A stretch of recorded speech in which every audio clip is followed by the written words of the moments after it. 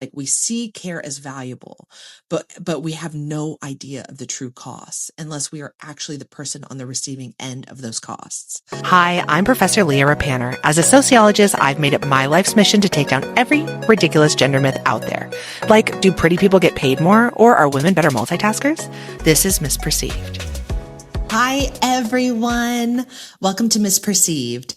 On today's episode, I'm going to talk to you about the care disconnect. Are you like, what the heck is the care disconnect? Don't worry, I'm here for you, and I'm going to explain it. So this comes through a report that just came out from the New America Foundation, and it was written by Bridget Schulte and Elliot Hespel, and it's through the Better Life Lab. Now, in full disclosure, I am a fellow at the Better Life Lab at New America, and I did tell you that because I wanted to brag. I wanted you to know how great I am. So here's another accolade, and aren't you impressed with me? Aren't you so proud? But within the Better Life Lab, what they're interested in doing is helping everyone understand the value of care, the value of caregiving, and what it looks like for the average person. So it's a combination of like storytelling and research, and then like journalism, and helping people understand the ways in which care is tethered across our lives. So they just released a report, and I'll link it in my socials, and I'll link it on LinkedIn so you can see it if you want to read it. And basically what they were doing is they interviewed 1,000 Americans. Sorry, wrong. They surveyed 1,000 Americans through the YouGov survey, and they were trying to understand, how do people understand care? Like, how do they understand the value of care? And how do they understand the ways in which people do care? And so what's interesting about this report was that they found that people are really, really bad at understanding the cost of care. They see care as valuable. They think that we should do it. They see that the people who are providing home care or in home care or childcare, they see those as valuable employees. They see them as skilled labor. They see care as valuable. But then when you ask people, the average person, about the costs of care and who is responsible for it, you can see that there's real disconnect. That when people are not in the lived experience of caregiving, that what they see the cost of care as significantly less. This is something I think is quite interesting. And this is what they call it. This is why they call it the care disconnect. It's like we see care as valuable, but we have no idea of the true costs unless we are actually the person on the receiving end of those costs. I will tell you that I am someone who's been studying care for 20 years. What that means is I have a lot of conversations with people about their own lived experiences, their own caregiving. And what I often hear from people is like, wow, no one told me, A, how hard this was going to be, and B, how expensive this is going to be. I know we have listeners coming from around the world, and in particular, we have listeners in Australia. G'day, mates. I love you. How are you? And what I want to say is this survey that they put out through the Better Life Lab is US based. And the Americans who responded to the survey were super, super bad at estimating the true cost of care. So if they asked them, like, how much do you think childcare costs? And they would say like, $12,000 a year. And anyone who's had a kid in childcare knows that it's like $2,000 to $3,000 a month. So the cost of that care is like way under what people think it is. It's never $12,000 a year. And so what I hear from people as I have these conversations, because I've done a lot of research on the cost of care. And in the US, what I've done and I've found is like care costs vary significantly across states in the US. And what you can see is that states that are supposed to be actually the leaders in terms of gender equality are actually really bad in terms of care. So I have this book called Motherlands. And one of the things I was interested in is, how does caregiving vary across US states? You often think about caregiving, like if I said to you, if you're listening and you're in Denmark or you're in Sweden, you know this, we always make cross-national comparisons, right? Like we always say, hey, if you live in Sweden, you're in this care utopia. Now I know the Swedes would be like, we have our own problems, but we make these cross-national comparisons where we say like, caregiving is really supported in Sweden, and it's also supported in Denmark, and it's supported in Iceland. But if you move to countries like, the US or the UK, it's more individualized and it's more difficult to do this. one of my questions was, how does this vary across US states, right? What does it mean if you live in a state like California versus a state like Florida versus a state like Idaho versus New York? And in my book, what I found was that actually there was this kind of cleavage, that there was this division of states in terms of there are states that are really, really good at supporting gender equality. They're good at educating women. They're good at giving them access to high quality jobs. They have more women in professional positions. They earn more money. And those are the states like the Californias, the Washingtons, the Oregons, the New Yorks, kind of the coastal states. But those states, with the exception of, there's some variation, but those states like California or Washington or Oregon, in particular, those West Coast states, they're terrible at their childcare. They actually have super expensive childcare, difficult to access, that school days are really short, and after school care is really difficult to access as well. And so their care infrastructures are really, really limited. But if you live in a state like Nebraska, which was a state I actually happened to have lived in, and I was intrigued, right? Like, this is a state that we would consider to be a red state. This is a conservative state. It did much better in both dimensions. It allowed people to have employment, but also low cost, affordable care. The money went further. And so there are kind of these different state to state variations. Now, as I've done this work, what I've heard from people is like, holy shit, this is so expensive. And I didn't know until I was in the experience of doing. I will say that this is true, I think, across all the care infrastructures, right? Like, if you step into childcare, when you have babies, all of a sudden you're seeing this incredible expense, the cost, all of it, right? That you wouldn't have seen had you not have the lived experience of having a kid, right? And all of a sudden you're like, how do people do this? And the answer is, people don't. It's broken, right? People step out of employment.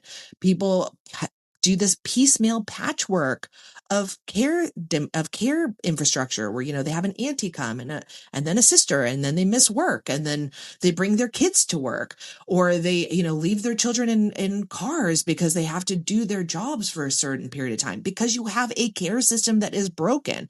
And then we blame individuals of like, how could you be so negligent? Why are you such a bad mom? How come you are not actually giving your children everything you need? And part of that is because the care system is broken. Now, Australians who are listening, you also have the same limitations. Highly expensive, difficult to access caregiving for childcare, and a huge amount of caregiving deserts, locations where there just is not caregiving infrastructure. There is not the support. And so individual families have to step in and figure that out. I'm talking about childcare, but let's move into healthcare, or let's move into aged care. And this is in the report, they do both. They look at childcare and they do aged care as well, in-home care for aging people. And the answer is pretty consistent. Like, people think that this is important work. People think that actually these are skilled workers. People think that the government should pay for this. In the US, what socialists, right? Could you imagine? I'm doing that with sarcasm. But they believe employers and the government and the individual families should share in the cost of this. And yet they have limited understanding of what the costs truly are.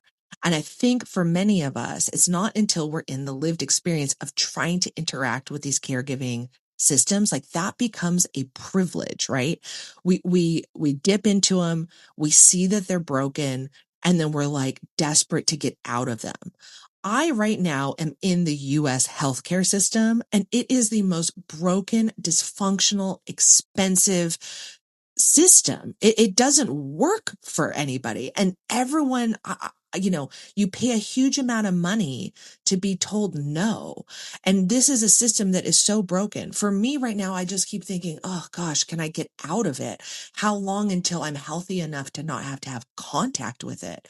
And I think this is the way we often approach stuff, right? Like, oh, I have my kids, but eventually they'll be out of the system. Okay, it doesn't work, but at least I have 3 years or 4 years, and then they're in kindergarten, or then they're in some sort of other system that actually has more infrastructure and more support.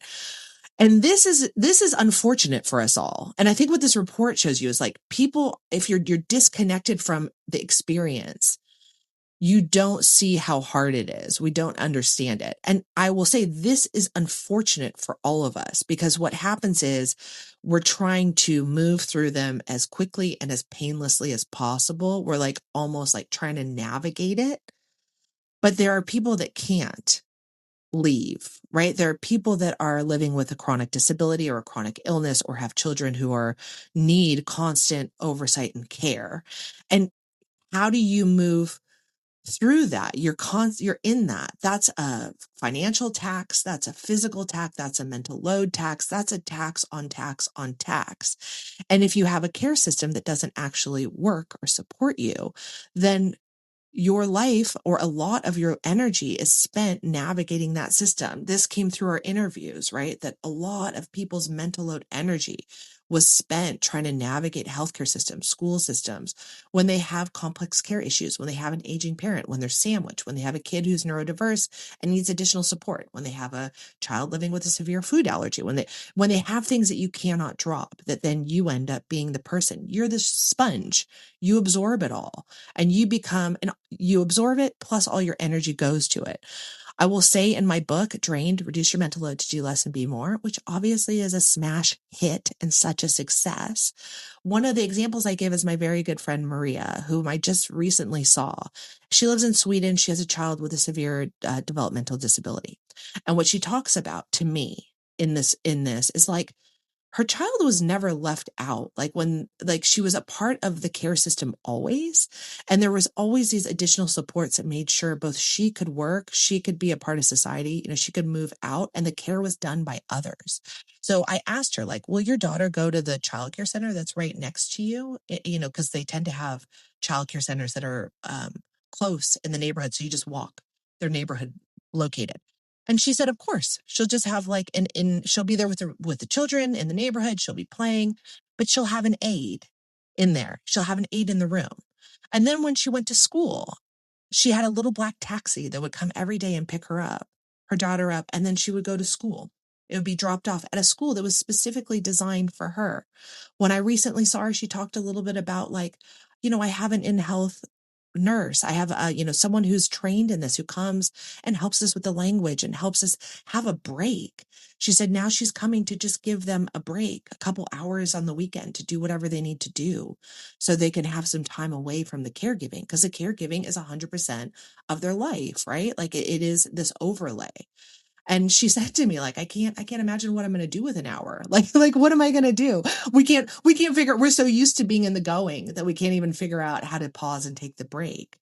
But the idea that she has the break, the idea that this would be part of a humane care system, the idea that she wouldn't be viewed as selfish, less than, greedy for having someone come take care of her child so she can have time to relax, is so foreign often in these countries where we individualize care and we tell people that they are solely responsible for it.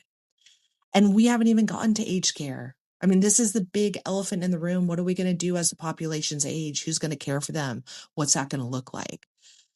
We don't know, and we don't have the right solutions. We don't have everything there or set up. We expect our governments to do it, but it's not done, and it's not affordable, and it is going to bankrupt people, and it is going to absorb, a huge amount of their time, energy, money, resources, finances, mental health, physical health. It's going to be a demand that if we are not prepared for, we will not be ready to respond to.